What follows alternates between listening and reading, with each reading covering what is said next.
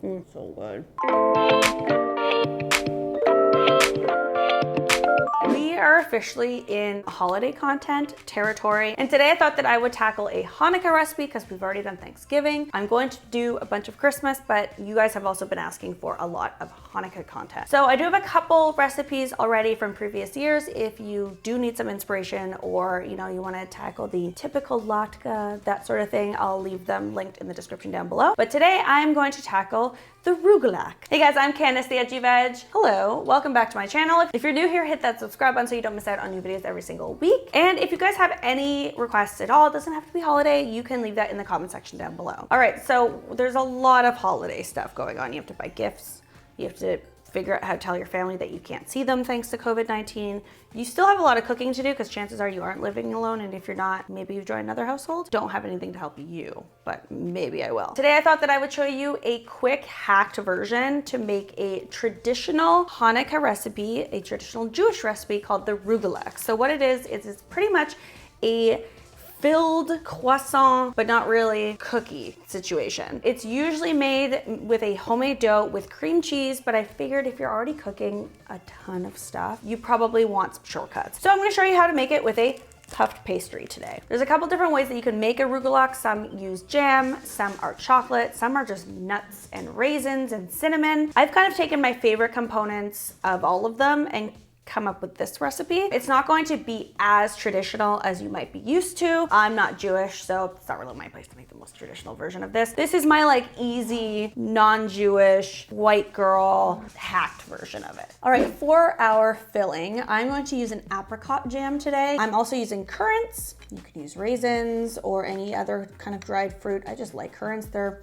a little bit on the tartar side, less sweet. For nuts, I'm using walnuts, but you can use almonds, pecans, whatever you want. I'm going to use some chocolate chips. And then for our egg wash, I'm going to use aquafaba and a little bit of oil. And of course, some cinnamon. I don't have decorating coarse sugar, so I'm just going to use some cane sugar. For the dough, of course, I'm gonna use the puff pastry just because it's easier than making a dough from scratch. And we're all looking for little life hacks now, aren't we? Okay, so the first thing I'm going to do is mix the sugar and the jam together to create kind of like a syrupy, spreadable syrup. What would I call this? Like a liquid?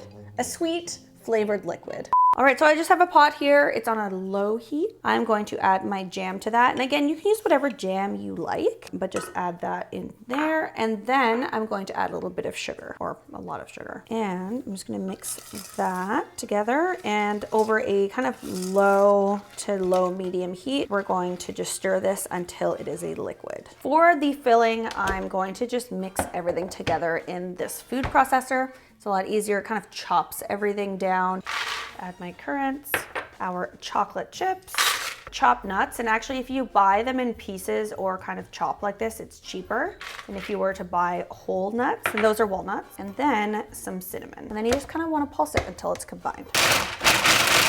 You should get something that kind of looks like this. It kind of looks like dirt or gravel, but it's well combined. You can't really see the difference between the chocolate and the currants, and that's exactly what you want. All right, so once your jam is now more of a orange syrup, you want to set that aside and let it cool down. Don't want to put anything that's really hot onto a pastry right away. I like to take it out of the pot and put it into a bowl because it's not sitting in the hot pot, and it will cool down a lot more quickly. Hack it if you want to cool something down, put it into a bowl and then put it on a wire cooling rack. Then you get some air underneath. For your puff pastry, you can get pastry sheets. You just kind of unroll them. In my local store, I just had these little blocks. I'm just gonna roll them out. You want them to be somewhat circular so that you can divide and cut your sheets into little triangles, kind of like cutting a pizza or cutting a cake. There we go. So wrap up the other one that you're not using. So you have your pastry here. Because I have a little square, I'm just gonna kind of make it round. I have a little surface area. You can also do this between two pieces of parchment if you want to. Just cover it with a bit of flour. You need a rolling pin. You want to cover that with flour as well. And if you've been here for a while,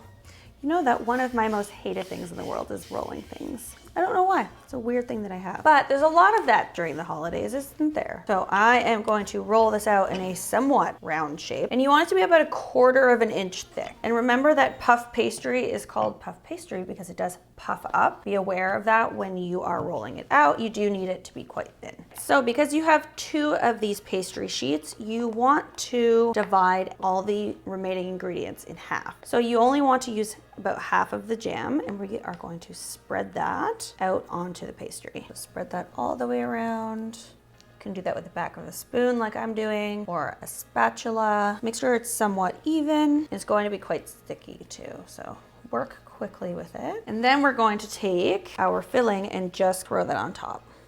And again, only use half because you have a whole other sheet that you need to use. So I like to do like a slight dusting first, so I can ensure that I have it everywhere, and then go in and just kind of press it down.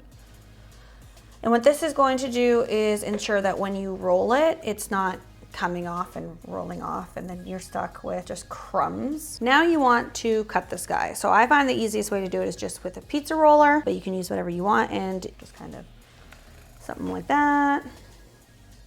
And then I'll go like this. And then you can take your little pieces and there we go. Starting at the larger end, you can just roll them like this. See how it's almost like a little croissant? And then you want to place them seam side down onto your baking sheet. This one is a vented cookie sheet. If you don't have a vented cookie sheet, I highly recommend. It definitely like changes the game in terms of baking. Just the most adorable little pastries. You can kind of press the pastry as you're rolling it just to keep all that yummy filling in there. So growing up in Germany, we had something very similar called Schnecken, and Schnecken means snail. So it's pretty much the same idea, just it's rolled kind of to look like a snail. All right, I have mixed together just a little bit of oil and aquafaba. I find that that kind of gives me the sheen that I want when I am brushing like an egg wash type situation. I'm going to brush a little bit of that aquafaba and oil onto each little rugelach, and then just topping it with a bit of sugar on the top. Then I'm going to throw them into the oven for about 15 minutes. All right, throw them into the oven and cook them for about 15 minutes. Keep an eye on them. They brown fairly quickly, and every oven is different. See how cute the like sheen is with the oil and the aquafaba? Just aquafaba is the worst. It really dries it out.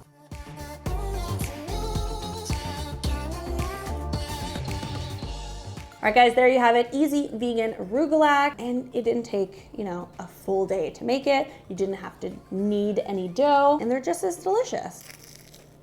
So good. And honestly, you can put whatever you want in this. You can just do chocolate, I guess, and if you wanted to, or like chocolate and cinnamon, or just do the traditional like nut, raisin, cinnamon, brown sugar. I want to know what your holiday requests are. Leave them in the comment section down below. If you like these videos where I show you how to make some traditional foods in a new way or an easier way, give this video a big thumbs up. And if you are celebrating Hanukkah, I wish you a very happy Hanukkah, and I'll see you next time. Bye.